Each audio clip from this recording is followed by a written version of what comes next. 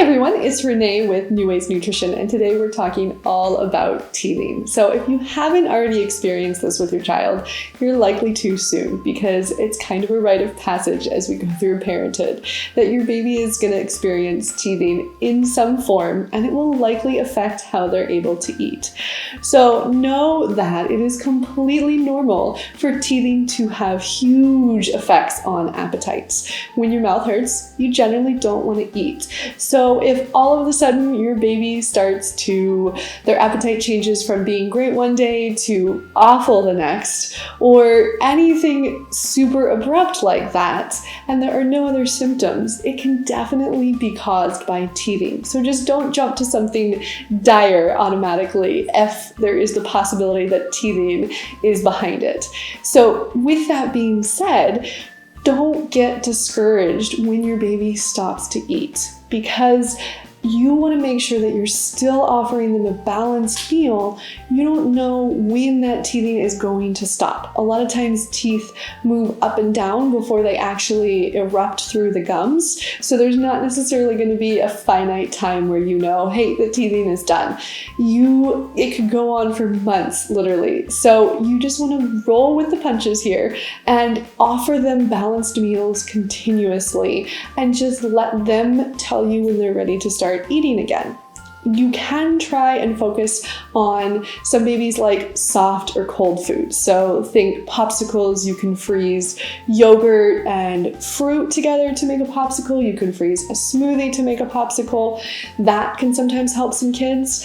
A lot of other ones like frozen fruits or vegetables. Now, with this, I like to urge caution, because especially with babies, but really for any kids under 4, theoretically, they can be choking hazards to give chunks of things that are hard like that. So while I usually don't recommend a mesh or a silicone feeder because they're just not useful normally, in this case, if you find that a frozen fruit or vegetable would help your child, then you can use one of those to help prevent the choking hazard aspect of it.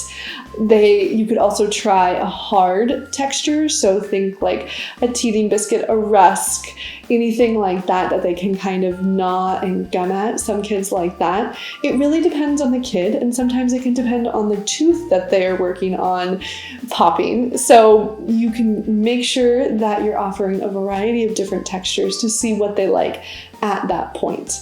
Now, that's for the food. And beyond that, when they are not eating, the number one thing that we want to focus on is hydration. So under 1, that's breast milk or formula. We really don't want to be focusing too much on water then, because we want the nutrients from the breast milk or the formula.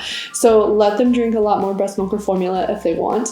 If they're over 1, then you can augment with water and make sure that you're offering water frequently. Now, all you can do as the parent is to offer it. So don't worry if they're not drinking as much as you're offering. Just make sure you're giving them lots of opportunities to drink, and let them decide how much they want to drink from within that.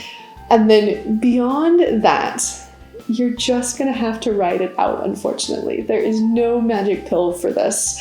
You want to make sure they're hydrated, you want to make sure you're giving them balanced meals, and then just roll with it, unfortunately. So I hope that helped. I hope that gave you some ideas of what to try, and have a good day.